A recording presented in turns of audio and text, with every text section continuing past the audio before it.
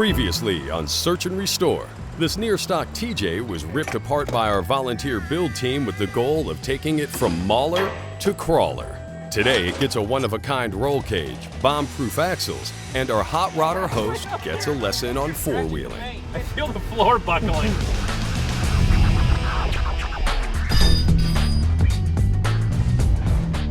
32 hours into our Jeep build, and our guys have a plan in hand to not just restore a Jeep, but make this one over the top better than new.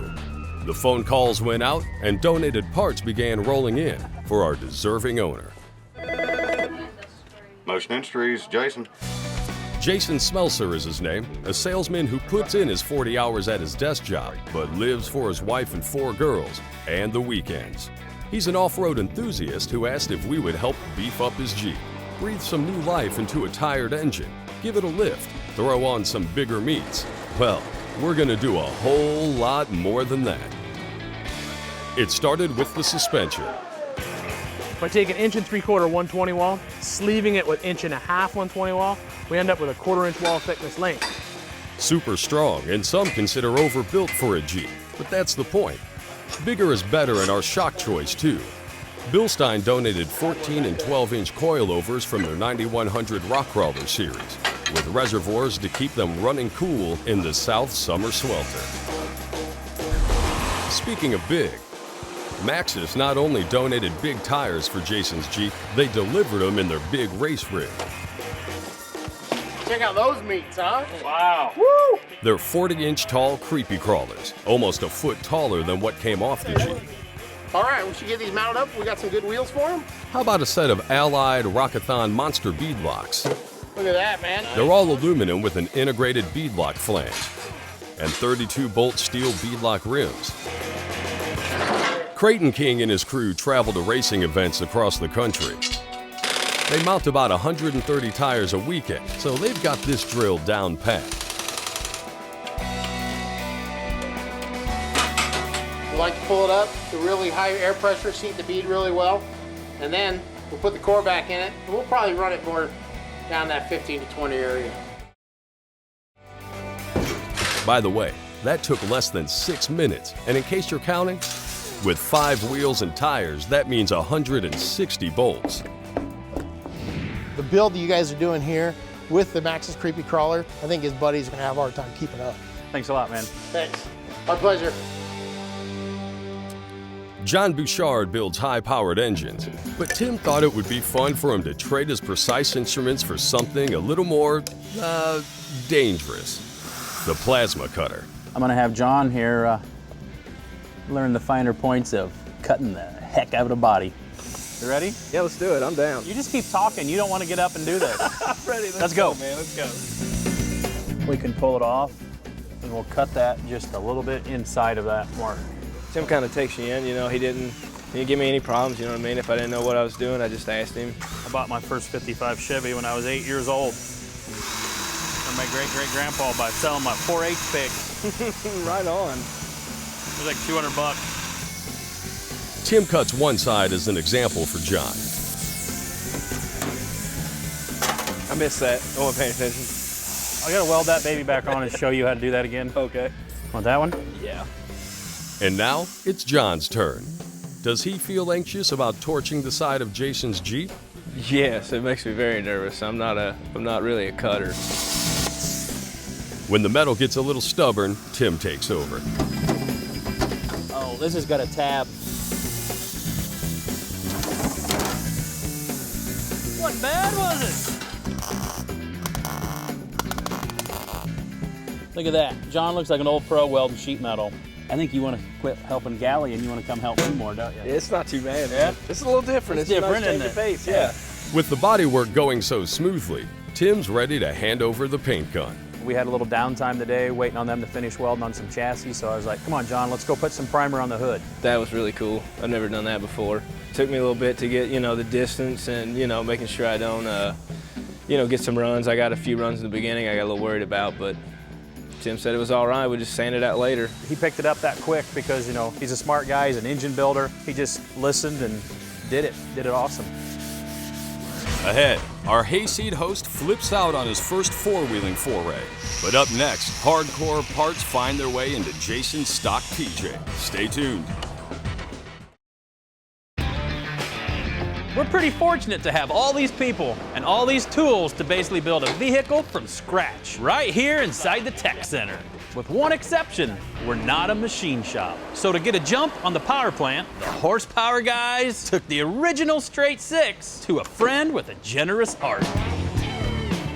Mike and I knew we could count on Bo Shacklett to handle all the necessary machine work on the Jeep's 4.0 engine. His shop may be small, but Bo knows machining. They can handle engine work for everything from daily drivers to full-on race cars. Bo and his son John have the right equipment and experience. I got something for you. Plus, they know a worthy cause when they see one. I believe we ought to pressure test it, mill it, most likely install guides, and do a complete valve job on it. Like us, Bo was impressed with the condition of the block, which he'll put through the entire process, boring it 30 over. We can take it, machine, clean to the max, turn it to where it'll be 100%. In addition to the cylinder head, block, and crankshaft, Mike also brought a complete rebuild kit. But first things first. For the block, that means a high-temp baking session in the oven. Good to go. Back at the shop, it's time to give the axles some attention. First, they need to be cut to length, fitted with brackets, knuckles, hubs, and brakes. So in came the crew from Spidertrax. With a tough name like that, you'd expect a face like this. Surprise! These are the co-founders, Tom and Eddie. This is their muscle, Ross. The cool thing about the Spidertrax guys is they're a couple of geeky engineering kids from New Jersey, so they really sort of focus on like the science behind it. They're not just building an off-road part because bigger's tougher and thicker's cooler. There's a lot of math inside one of those housings. Mechanical engineering is my background, so I love solving puzzles. That's kind of my forte. And that's good for us, because while in college, their off-roading fate was sealed. It was just one of these things that I just completely stumbled upon, you know. Having a little vehicle that was capable and somebody telling me about going four-wheeling, trying it out, and next thing you know, I'm hooked. It was pretty awesome. Hence the birth of the original 9-inch axle setup, specifically designed for rock crawling and racing. We got the name Spidertrax because back in Jersey, people thought our vehicles looked like spiders, a lot of articulation on the trails. When you get a Spidertrax housing, you know that it's going to be lightweight, so it's not killing you, but still super strong all at the same time. This will be one of the few Jeeps that's actually going to have these parts living under it, so I think there's a home for this stuff under a Jeep as well. But with all this girth and 40-inch tires, the steering is an issue. You need a lot of power to turn big tires. You're out wheeling. Of course, this thing has ARBs in it, and that's basically when ARB is locked, it's a spool up front. So Lance from PSC Motorsports brought a Ram Assist steering system. It works with the new steering gear that, when needed, diverts fluid to the ram on the front axle. It helps turn the tires, and it'll help turn them when he's driving on the street, but more importantly, when he's got the Jeep on its side, he'll be able to use the power from that ram to actually turn the tires and get them out of that hole and keep wheeling on the way. Without Ram Assist, set of 40s, you couldn't even pull this thing out of the parking lot. We're also going to put a dual cooler kit on it. You can put an automatic transmission cooler and a power steering cooler all in one bracket. And the TJ, it's 100% bolt-in, uses factory hardware actually to hold it in. All the work that's done here, all the professional help that we have here on this Jeep, I mean, Jason's just going to be thrilled, and his friends, they're going to be happy for him. I know they will, but a little jealous maybe. He builds race cars and custom cages and knows firsthand what it takes to be safe. We'll meet this fabricator and volunteer when Search and Restore continues. Adam Woodlee builds some of the toughest trail buggies around. He also makes his own parking space. Hey man, thanks for coming. Thanks. That's not really a parking spot right there, you know that, right? Yeah, I kind of just put it there anyway. Adam operates Wide Open Design, a custom fabrication shop that builds everything from this 800 horsepower trail rig to show buggies like this one based on the 38 Chevy. But his love of everything off-road isn't limited to flashy trucks and powerful engines. His one-off custom roll cages blend science and art. The cage, I guess, is up to you because I hear you're the man for the cage. That's why you're here. Yeah, I can handle that. He likes to do the rolled arc tubing, which I think just looks amazing no matter what type of vehicle it's on. I really like it, so I'm looking forward to seeing what he whoops up for this thing. I sat down with my first little preliminary sketch and, you know, just kind of doodled around on paper, and it doesn't really look like anything to anybody else but really me. You want to start designing around something that's going to be safe for everybody to be in, because, I mean, we're building a roll cage. So, I mean, you've got parameters there that you work to. So you make it safe, and then you make everything fit, and then you go to what I like to do, and that's an actual style of it. We threw in some roll tubing in it, and little bends here, and a little flare there. That's what sets your product apart from anybody else. You know, most people knock down those first two, and they do it, and it's a respectable deal. But whenever you come in and you add the design element of wrapping all three of those things together and you pull all three of them off, that's whenever you really got something that's pretty cool. You can't build a cage without seats and seat belts, and thanks to Mastercraft Safety, we have a full set of both for Jason's Jeep. What we brought out today is our flagship seats. It's the Baja RS full suspension seats. From a safety point of view, we're going to tie in the restraints. Mastercraft also protects people in truly dangerous places. We've got close to 30,000 vehicles out in Iraq and Afghanistan with our seats in it. It actually reduces the blast on the roadside bombings. Yeah. We've actually saved a lot of lives because of the seats. Mike and Lizard will utilize the factory mounts to get these seats bolted in. And with an adapter kit, Jason will be able to retain the slide and tumble mechanisms for easy access to the back seat. There's one sure thing that'll ruin your off-road experience: trying to break rocks with your drive shafts due to a low pinion.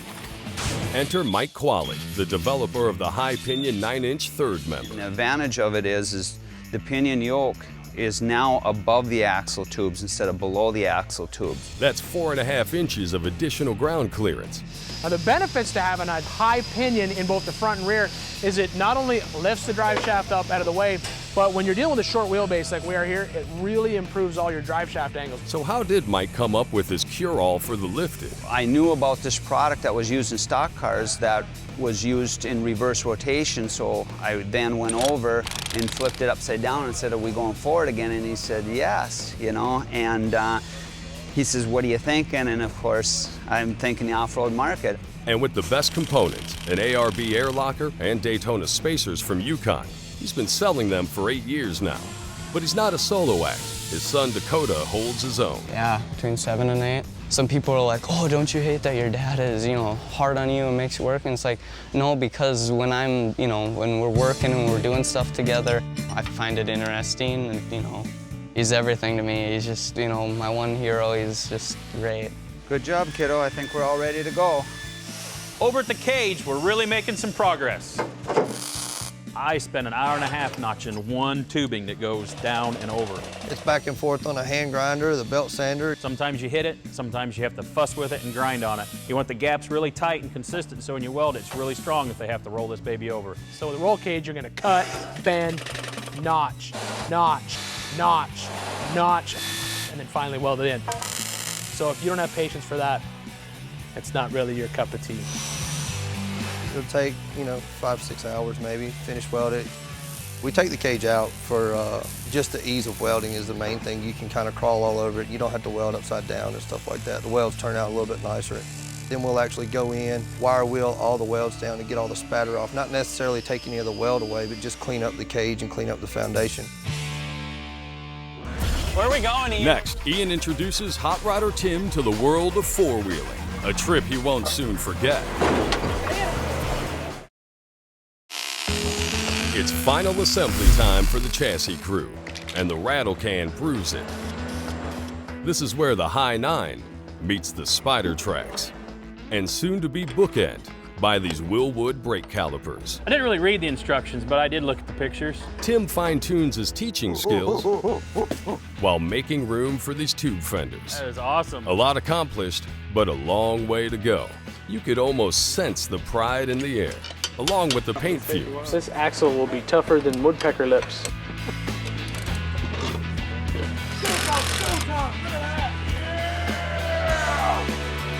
This week was honestly a pile of work. Everybody had a lot of work to do, and they kind of knocked it out of the park. We don't care how hardcore you are. New parts are pretty. Enjoy them now, because they won't look that way for long. We all know the real fun is in trashing them out. Well, everybody but Tim. Ready to go wheeling. I got my sleeves on, I got my big overalls I borrowed from my dad, and a curled bill, very important, camouflage hat. You know what finishes it off, though? Is the fact that your tan only goes halfway up I got your the farmer arm. tan going on, too. Tell my mom I love her. Is that enough yet? Is that enough? Help me! Where are we going, Ian? There's no road there. This is just the way to the trail. Oh. This isn't the trail yet. Okay. This is why we go four-wheeling. Like, look at the view, man. It's exactly like a roller coaster. Click, click, click, click, click, click, click, and then down. Ah! How is this possible? Having fun yet, Timmy? Hello, ground. How are you doing today? I think you're scratching the paint. I feel the floor buckling. So the wheels on your side, like off the ground? Yeah, we're totally off the ground on the driver's side. It's kind of like having a sleepover and you're on the top bunk. I thought you were trying to plow a new rut with my forehead. Oh yeah, we caved that door in again. This side's mint. Oh, that's totally fixable. I guess I'm not getting out quite yet. Climb over, you can drive now. You want me to go to the right? No, I want you to drive over all those big rocks right there. But there's rocks in there. It was called a rolling bump. As soon as the truck starts to roll, give it a wah-bah, and just will pop out. All right, back up. You want to be moving when you hit that ledge. Yeah. Oh, you're right on the top. Okay, whoop. There we go. There we go. All right, we fell off. Let's back up and do it again. Punch it. Which way am I trying to go? Stay in it. Stay in it. Just punch it. Punch it? Yep. When do you say, get out of there and let me drive? Hit the switch. Well, you're right in between two rocks, and we got to try to get on one of them. There we go. Perfect. I think we scratched something on the undercarriage. On the next Search and Restore, we'll see why Jeep owner Jason Smelser stood out as we travel back to Louisiana for a weekend of four-wheeling with these special needs kids. Yeah, that was so fun. And the Jeep gets a big splash of blue.